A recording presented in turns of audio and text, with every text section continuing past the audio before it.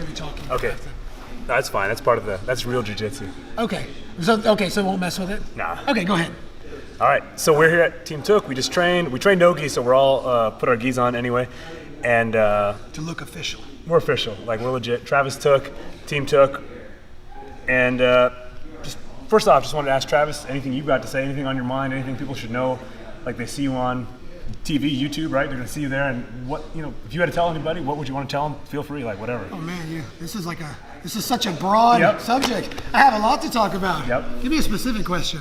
Let's make it for let's say there's people out there that don't train jiu-jitsu yet. They don't do anything. Okay. Maybe somebody wants to start jiu-jitsu or wants to, they're out of shape. They want to do something. What would you tell? Whatever, tell them to come in and train or whatever the heck. Yeah. Well, I think one of the reasons people don't train is because of the fear that comes with not just doing something new, but doing something that, broken down to the specifics, involves choking and limb bending and things like that. And so there's a very natural fear of stepping into that world, especially with no experience in martial arts before. So there's this, sometimes this belief that, well, anyone doing jiu-jitsu must have been doing it a long time or must come from an athletic background or just be, just really already into that type of a intense environment. Mm-hmm. And, the reality is that is a part of it, but it's a small piece of the pie.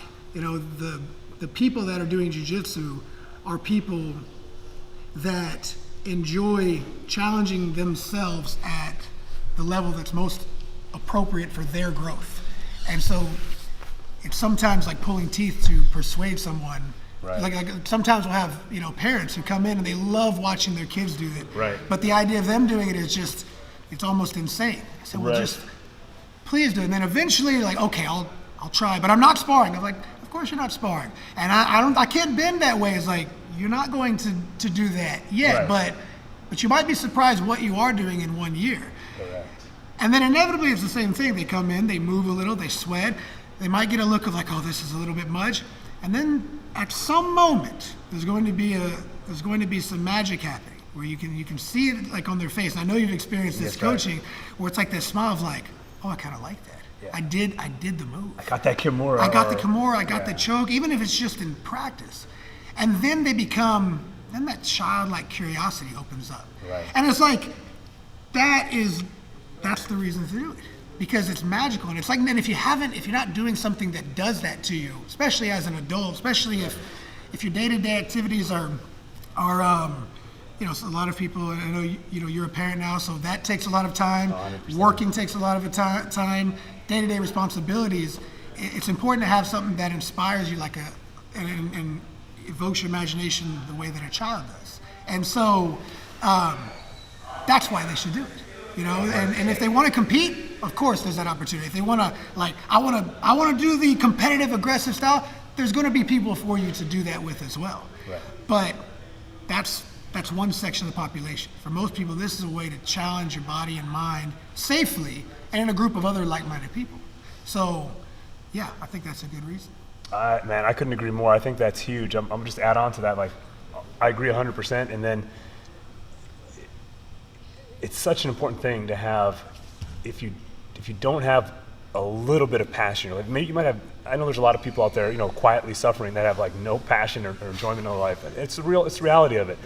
There are, and if you can just find, it doesn't necessarily even have to be jiu-jitsu, but jiu-jitsu is definitely one of those things where once you get that magic moment that Travis is talking about, and you start to realize that this is something that you can be really good at it. Even if you're 20, 30, 40, 50 starting, you can be really good. You guys seen Super Dave, start at 57. Yeah. Now he's 60 and, competing every weekend, So, it just, there's really not a limit on it.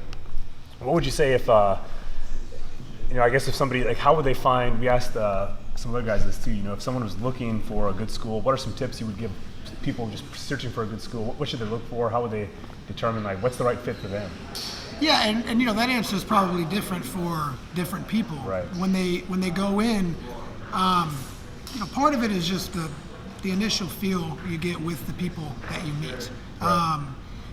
People can say, "Oh, we do this, we do that," but it needs to feel right. You need to have a certain level of comfort upon meeting the instructors, the students, taking a free trial class, maybe doing, like an intro lesson. And it's not going to be all comfortable because most people, there's always a little bit of nervous energy into doing something just new. Right. So if you walk in and say, I don't know, I felt nervous, so I just got out of there. It's like, well, give it a little bit of a chance. Right. But I would say just look for, an instructor and, a group of people that can relate to what you're trying to do and what you would like to get out of the program. And it should be a place that you can go, sweat, train hard, but involve a lot of smiling and enjoyment. It's it can be as serious as you want it to be, but I think there needs to be a level. You need to be smiling when you walk out. There needs to be a feeling that this accomplished the goal of leaving my worldly problems outside for an hour or so. Priceless. That's priceless. And because they're not, those problems aren't going anywhere. They're going to be waiting for you. But the attitude you take with you upon leaving the mat should be different when you approach those. And that's how it is for me, because I think people think like, this better, they think like, man, we're so lucky we get to just like train and sleep late and just train and go home. And it's like, no, we're running a business, and there's stress and there's anxiety and there's issues and there's marketing and there's bills and there's it's chaos sometimes. 100%. But I think we have an advantage over a lot of entrepreneurs that we get to have that moment every day, maybe even more than once a day. And that puts things into perspective. And I think that's what students should be taking with them when they leave, a different perspective on the rest of their life. Yeah, I think that's tremendous. And that's kind of, maybe we could even chop that right there and we'll do another section. Kind of leads right into, there's a lot of guys that teach jiu-jitsu and do jiu-jitsu. And I think one thing I've noticed about you is you're one of the few people that I've seen that's, I think, has been able to do both the business side of it. Every time I come down here, I learn something from this guy, whether it's a book, whether it's just a tip on a class or a technique, whatever it might be, business or on the mat. What do you think is, what are some tips for people? Because there's so many, you and I both know so many good jiu-jitsu guys that just never ever, God bless them, but they sometimes they just never really either have the confidence to do a school or it's just, maybe it's not the right thing for them. What do you think's been able to push you to find those right connections and get, successful at both the competitive level of jiu-jitsu, but also on the school ownership side? Yeah. We talk about that, just the continuing education and branching outside of your comfort zone. And it's unfortunate that I think some people, when they open a martial arts school, there's almost a level of guilt that goes into growing a big successful school. Like if you're marketing and doing and running things on a business level, you're somehow not providing quality martial arts, and you need to steer clear of that, because there are people that give business or sales or whatever you call it a bad name. Right. Because it's true, there are. Right. But that's every industry. And I Correct. think it's not just martial arts, it's just when you come from a background like us, it was like hardcore training, sometimes sweaty, little gyms, and not a lot of organization. Like I trained in Brazil for a while, and it was like show up when you want, leave when you want, and just train until you're almost dead. And so if you come back and try to open a school and run it that way, it's like, man, this isn't working, And so it's having the courage to say I want to do this however I want to do it, and I don't really care if there's some criticism along the way. I can just ask myself, am I offering something that is beneficial to the people coming? Right. Yes, I am. I won't make everyone happy, but am I on an ongoing daily pursuit trying to do what I think is ethical, right, and providing value? And then if you want to grow and expand and do whatever you learn from the business world and apply those concepts to it, then I think that's great. You should do that. I think that you have more potential to expand more lives if you're getting in front of more people. So why would you not do that? If you have something, if you believe in what you teach, why would you not want to give it to as many people as possible and take care of yourself and your family along the way, so that you're not too stressed to to be an effective leader. 100%.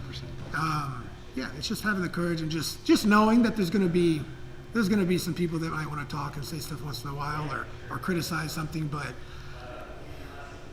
they don't really matter because they're not the people you're serving. So. Right. Yeah, I think that's a huge point. It's that it's like there's a bunch of points in there, but it's like if jiu-jitsu is such a great and fun thing to do that you can't do it by yourself, so you're going to have to share it with other people. And if you love it and it's great, like for me, it's the best thing that I've ever, like, it's number one, you know, like it's been like the everything, pretty much every sort of structure and almost, I won't say every, but just about every almost positive thing has kind of come in some way. Like jiu-jitsu funneled me into like wanting to, read more books, all these things, exactly. like it just motivated me to do that. And so I think if I can figure out the essence of that and share that with other people, like, of course, like if you know, it's a positive impact. Like it's gonna go everywhere. What do you think is? You have any good books you could recommend right now? Anything you're reading? I know we always try to get a little brain pick here. Man, I wish I had I'm more of an audiobook guy. I do like one hard copy and like 6 audiobooks. What do you think you're listening to? What are you listening to? Man, you know, this is probably not going to be like the most motivational, I guess, book, but it's been huge for me. I'm just finishing up a book called Behave, and it's kind of a nerdy book on like science of like human behavior. So I like a lot of books like that, and the reason why is because for one, it's just fascinating. You know, like sometimes we wonder why are we emotional? Why do we get, you know, what makes us happy? What drives us? What makes us formulates our unconscious decisions? And to understand that, I think, is important because as you get older and as different challenges arise, it's important to have at least a small understanding of your own nature, or you might just, you know, go crazy one day. Right. And not only that, but we deal with like how many different personality types do we have to deal with as an instructor? Right. You have introverts, you have extroverts, you have people that are hot-headed, you have people that are extremely emotional, and you have people that never open up, and you want to get them to open up. And you know, sometimes we see people acting or doing something a certain way. It's, you know, it's important not to judge too quickly and to try to have some empathy and understand that. Right. And it's complicated. I mean, like understanding somebody else is hard because we don't even understand our own inner workings that much. If you can understand yourself, my God. You know? Yeah, then you can at least, when something happens, you can kind of say, I kind of get this. Like, you know, their personality is different than mine, but I've learned enough to maybe understand this and maybe have a better approach to how I interact with people. And that's been huge to me, and not just huge, but like fun. Like I said, I don't know if everybody would enjoy books like that because they can be tedious. It's a lot of like. It's purely selfish, Cameron. It's purely selfish. Purely selfish. Yeah. I'll enjoy it. That's all that matters. Yeah. YouTube, you better go read that book and enjoy it. Yeah. But no, I eat that stuff up, and which is funny because in school I would never have been interested in that. And it's like you said, it's like the pursuit of living a life where I get to teach what I love, turn that into a business, has opened up these other areas of interest. And in this case, like, you know, human nature, because that's what we do. Like we're constantly dealing with people. We can know all the moves, but if we can't actually excite a person to want to learn them, or engage them, or understand when their motivation dips and then spikes, and know that process and relate it because we've gone through it, then we probably won't be as effective of a teacher and communicator as we ought to be. And you know what's cool? This is a great place to go. Like I think for me, because I'm all about just like I don't know if people find value in it, but I just know that you've experienced this. One thing that I've found, you know, with staff, I've got Dom's filming, and we got some of the coaches here. These are all great guys, and I appreciate your kind words about the way they trained. I'm glad they did a good job. But I've really noticed as I've started to have staff turnover, you know, the years are going on year 5 now, and something that I've come to appreciate about human nature because I'm kind of an extreme person, you know, like I found jiu-jitsu and I was just all in. I was like, you know, I trained 3 times a day for the first, you know, like 5 years, and I thought that was like, I thought everyone would do that if they just could do it, you know, like why didn't everyone just train like I'm kind of extreme. So, but you have to unbuckle yourself from your own perspective. Like, because people that we're gonna, like, these guys are great coaches, but they're not carbon copies of me. They're different than me. Yeah. And then of course all the students are not carbon copies. They're different. And one thing that I found, and I wonder what your thoughts are on this, or if you have any value to share, like help other maybe business owners. We could share this in a different video for business owners. But I've noticed that I think that most people really have a hard time. Maybe they don't know what they want, and even if they do, they have a hell of a time communicating, like to actually speak what they want. Yeah. Right. Like say that I'm trying to, talk to somebody, and I've had a few guys that, like, for example, like they needed to pay their insurance. Their car was about to get repoed, or this was gonna happen. Like all these things are going on, and I'm like, hey, and every day, I'm like, hey, do you need any help? Can I give you, what can I do to help you with today? And like, oh, coach, everything's great. I'm set, and like things like that, like all the time, right? Of where even with me, like trying to dig and ask and draw it out, whatever value I could provide, offering that. Yeah. People have the damnedest time to say, I need help. Like, hey, I don't know what to do with this, or I'm about to, I need $200, or I'm getting kicked out of my apartment, or whatever it might be, everything, or I just need help, I need to talk about something, or you've noticed this, of course, right? Yeah, well, especially like I think for like men, it's more common. We're supposed to stand on our own 2 feet and like pay our bills and take care of our responsibilities and like not show too much emotion. And, right. It takes like, and we're supposed to be courageous, and it takes like more courage to like step back and say like, hey, here's an area of my life I'm very weak at the moment, or I've always been that way, and I would like to no longer cover it up. I would like to actually change this. Right. Here, maybe you could help me, or maybe somebody, could help me with that. That's not easy to admit.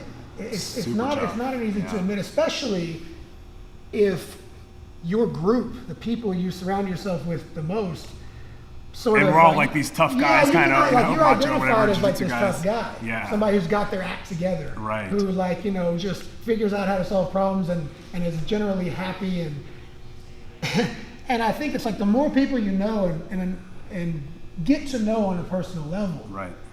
I haven't met one yet that didn't have like a dark side, like the side that doubts themselves, right? The side that says, I don't know if I'm actually going to figure my life out and be what I want to be, and all those things. Like there's always the potential for that, and recognizing that is important because you can try to push it under the rug as long as possible, but eventually it's going to explode. Something's going to happen in your life, whether it's a relationship fails, or a business failing, or a financial crisis, like something, and then you're going to be a wreck, and so identifying like, I'm pretty strong at this, I'm pretty weak at this. Here's something I used to be weak at, but I took these steps to improve, and I'm open to learning and receiving information, that will help me in these areas of my life. But it's tough, like I said, especially I think for a guy. I try to, like with students, I've known plenty of people like that, and sometimes you have to try to read body language because they're saying one thing with their mouth and something very different with their eyes. Right. It's like everything's fine, but they're holding back some pain, it's it requires a lot of trust to open up, because you don't want to open up to the wrong person who wants to tell everyone, oh man, you won't believe what so and so's going through. It's right. Like, no, I told you. You're right. So I understand not opening up and asking help to just anyone and everyone. That could cause problems, but I mean, every you said everyone's bad at something. Everyone has a weakness or a flaw. For myself, like I'm really disorganized. Like I am not like. Oh, me too, though. Dude, like so. Hey, we're rolling, right? Yeah, yep. still rolling. So if there's any accountants or really organized people, like the type of people that typically those types of people I find don't start businesses, but maybe they want to work for a jiu-jitsu school. Call me up. I'm hiring. Right? Organized people, accountant type people. If you want to do it, you don't have to even have a degree. Just be. Really, just be 5% more organized than you. Yeah, you're set. You're for life. Have you found any good ways, like as far as maybe with staff or with people, like any good ways of drawing that out of people and making them more comfortable? Like, because I know you can't rush anything, but is there any tips you would have? Like, like as far as drawing people out, is to talk about what they really need help with, or. There's with staff it's different, I think, because you have a working relationship with them. So there's a sense of, if you're going through something, I want to help you as much as I can, but I also need to know, that you're going to be able to do, effectively, do your role here. So it's kind of a weird balance with staff sometimes. You have to say, hey, listen, we have a responsibility greater than than ourselves. We have to be able to do that, and we can understand if one of us has a bad day or a bad week. But we also there's not too much leverage to ever do a bad job on the mat and not serve the customer. So there's that balance, and you have to show that you care, you're there to listen. But then the end of the conversation needs to be, okay, well, what are we going to do to resolve this? Correct. With a student, it works similarly, although the responsibility is a little bit different. But to them, they still have the goal of making martial arts a part of their lives and improving. So it's like, okay, well, open up and do this. So now how can we overcome this and still pursue this goal, this martial arts goal? And I want to connect the two together, because sometimes the answer that a student might come up with is like, I just need time off. Right. And that could be, sometimes that's an answer, but usually, moving away from something this positive causes more problems than using it to help you get through it. Right, you're going through stress at home and you're like, well, I'm going to quit working out to help me deal with my stress. Right. Doesn't necessarily. Yeah, because it's like the first 5 minutes of walking in sometimes causes anxiety. You don't want to be around people. I don't want this. But then you sweat, you're like, oh, that's right, it feels good. That's right, I remember now, I like it, But you just stay at home and wait for your emotions to simmer down naturally. It almost never happens. It's just a flood of those thoughts happening. But I think I don't know if I'm answering the question, but I think what it is like you've got to build a relationship with the student. They've got to get to the point where they actually believe genuinely that you care and that they can trust you with what they want to share. And that's tough, because you have to relate your own personal demons to an extent. Because if you just say man, you got to have a good attitude, it's like, well, why didn't I think of that? Yeah. It's like that's the worst thing anybody who's going through some bad stuff wants to hear is switch you, think positive. It's like, no, that's not realistic right now. Right. But what's realistic is that this is temporary. Right. And there is a bright side, and you've lived it, because if you've been training, you've felt that human connection. So it exists. Yeah. You just not, maybe you're not feeling it right now. So now we start, now the ball starts rolling. What are some things, we can do and try to come up with a plan. But yeah, it's tough. And sometimes it's just, I think, persistence. Sometimes you try, maybe somebody doesn't want to open up. Maybe they stop coming in. So you call them again. You just kind of follow up, right? And you just you do your best. You just to show you care, and it's not always reciprocated in the magical happy ending way that we would like. Right. But that's if you're going to be an instructor, that's you sort of you take on that role. It's like, I'm going to do this, and sometimes it's going to result in the best relationships ever, and then there's going to be a few that don't work out that are going to sometimes be a little heartbreaking, but not to change gears, but I know you've seen this before. You've known instructors where they've had a great school, great relationships, and they had, one or two students that, that leave or didn't work out, and it's like, they treat it almost like a divorce, It's like, I can't believe they did this. It's like, yeah, but they didn't take all your possessions and your family from you. It's just, you had a disagreement. Things change. Move on. Things change. Give that love to, people that are still there. Yeah, you see a lot of, sometimes you see more than you want to see sometimes, but I realize, I guess, when I see those, like you said, you see those on social media or you see it whatever, and somebody's maybe venting or ranting or whatever they might be doing, and that's I feel sorry for them, in the sense that. That's a bad platform too, because it's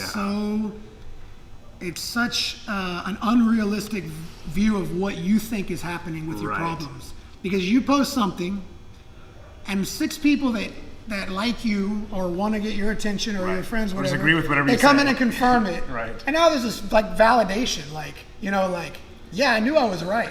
And literally, it's like, I can just tell you, like, nobody cares. Like, nobody cares about, like, they're looking at it and they're either just like not looking at it, or they're like, oh, this person sounds ridiculous. Yeah. Because they're not, involved. So the idea of, I've got a problem with 1 or 2 people, I need a few thousand to hear it. Well, it's just false. It's not so much that it's just ridiculous. Like, it's not really healthy. Yeah, no, 100%. And I'll even go further. Got to wrap it up? All right. Yeah. And I'll go even further and say that, kind of in summing that up, I agree with what he just said. And the only people that are going to go on there, it's going to be, it's going to be more people that are going to lead you down a darker path, I think, that are, they're going to, like you said, they're just going to agree with the worst of it. Yeah. I guess we're going to wrap it up. He's running out of battery. Anything you want to tell anybody? Let's come train Team Tooke, whatever. Anything you want to say? Yes, come train with me. No. Yeah. Thanks for watching. Matt, thanks for doing this. I always love doing this. pleasure. Thank you guys for coming and training and sharing the mats. And, you got an awesome school and really great group of guys. So I appreciate rolling with you, man. Thanks for the hospitality. Absolutely. Thanks, Dominic.